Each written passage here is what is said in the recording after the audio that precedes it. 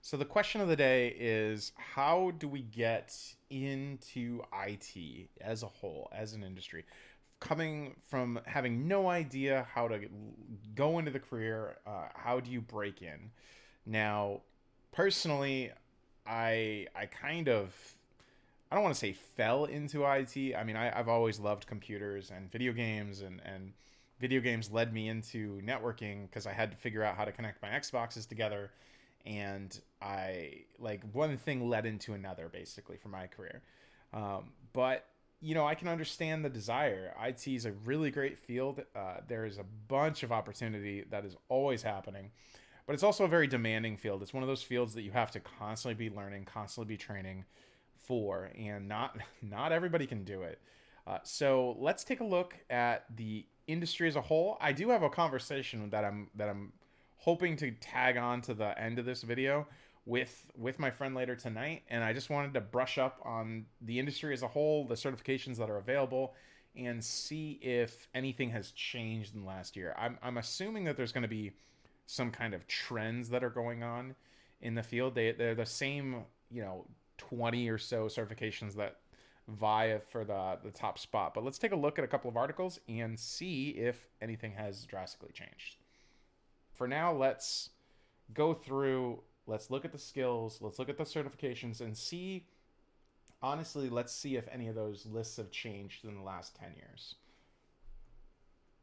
Okay, so first up, we have the most valuable career skills for 2021. This is fresh off the presses and by Investopedia. So I'm going to save all these links before I forget about it and then attach them into the video description as well.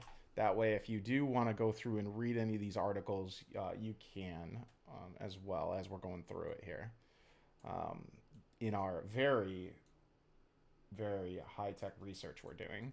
A clip here from CIO news clipping of the 15 most in-demand certifications for 2021. So this is what a lot of people do when they first start looking for IT, looking how to break into the industry. They will either go with what pays me the most money or what are the most in-demand certifications. And making decisions based on that could be a good starting point, but what you'll find out is if you go down that route first, you will land into a job that you don't enjoy, but it pays you well. So that's a very weird dynamic when you're working in a location or in an area, making good money, making great money, but you're just not really enjoying your job. So that's why I don't typically like going certification first, but let's see what it says. And one thing to know about most of the articles that get printed about salary certifications, they all do come from like similar reports. So a lot of the articles that I've been looking at tonight have been off of this 2021 salary report from Robert Half. So Robert Half will put out a salary report, and then a whole bunch of articles will be written referencing that original report. So we could go download the original report and then just do all of our all of our research based on that, but it asked for an email address and I didn't want to put one in. So, in looking over the top 10 most or top 15 most in demand certifications for 2021, the list grew. It used to be always top 10s, and now they've moved to top 15.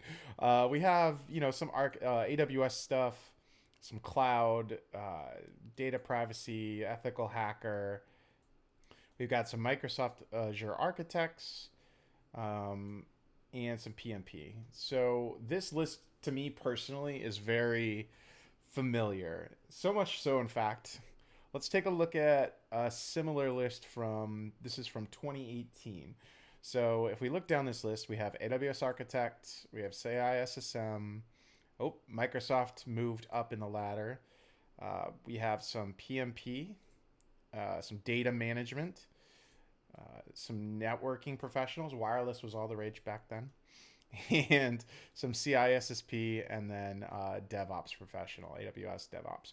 So if we just cruise down these lists, you'll see that from like one year to the next, the material and the topics don't necessarily change, but the certification names do. So they'll fall in and out of favor, and they'll update the lists, update the names but we have some mainstays. So I've always seen, for instance, CCIE. That was near and dear to my heart for being in networking. The CISSP is a staple. The PMP is usually always on the list, and AWS, that's been on the list for quite a few years. So one thing to note is within networking, I think I've said one thing to note like 15 times tonight. I don't really know why. I guess that's my thing. Um, is a lot of these deal with like certain knowledge areas, right? So you have your cloud, your data privacy and protection. I guess that would be this many. So cloud is 2, data privacy detection's 5. We have networking. Okay, cloud is 3. So what does all this mean? I think it's important to note that although the certification names change, the general knowledge areas really don't.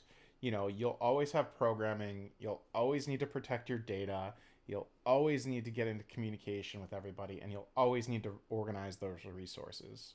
And fifth, now that I've learned to appreciate soft skills, is you always need to communicate out what you're doing. So one thing I would do is if you want to look or kind of invest or investigate a career into IT, is just like which one of those general knowledge areas do you find most interesting to you?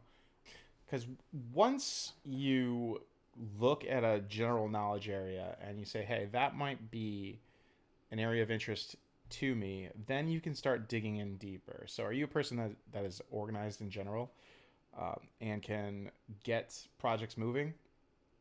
You might want to look at program management. Are you able to poke and prod and see what a device can do? Maybe an ethical hacker is the way to go. Do you love puzzles and do you love working on puzzles every day? Networking is full of them. So that's kind of where I would start the search. Is I would say, looking at those key areas, poking and prodding and seeing like what draws your attention, or actually looking at what you typically do on a day-to-day basis, can also be super helpful. So look at like what are your current skill sets? Are you a server? Do you have to take a care of multiple things? Well, each table in a restaurant is like a little mini project or a little mini ticket, or however you might see that. You might have 5 6 tables with 5 different drink orders, and you have to keep them all straight, and you have to keep all the timings of all the different foods aligned. I used to actually be a server when I was going to school and when I was searching for my first engineering job. So you're those skill sets directly transfer into a career in IT. So don't knock your current skill sets and say that you're not qualified. Just reevaluate those skills and say, okay, what do I already know that I can then bring along with me and move into a different career path? Another thing to note. Oh, I don't know. I don't know why I said that. And lastly, I would say, just try a whole bunch of stuff out. See what you naturally gravitate towards. I always liked the Mark Cuban quote that said, "Don't." It was something like following your passion is bad advice. Don't follow your passion, follow your effort, which is I think is the better way to do it. It wasn't until I started paying attention what I got lost in and what I started like really enjoying. When you pick up and key in on those things that you really enjoy and then you limit the things that you don't enjoy, you can really create something quite nice. I did not start off in IT doing what I'm doing now, and my career has gone all sorts of different ways. And so I would just say that. I would say, just try a whole bunch of stuff out. If you don't like something, change it.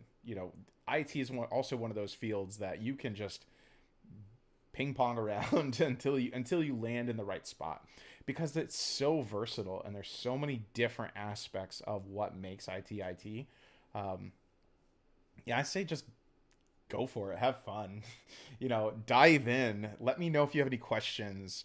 I know this was a bit of a rant, but if you have any like targeted questions, or if you have any things you want me to mention about, or how I started, I might do a little series on like my career path and trajectory. But if you have any direct questions, please drop them in the comments and let me know. That's what YouTubers say.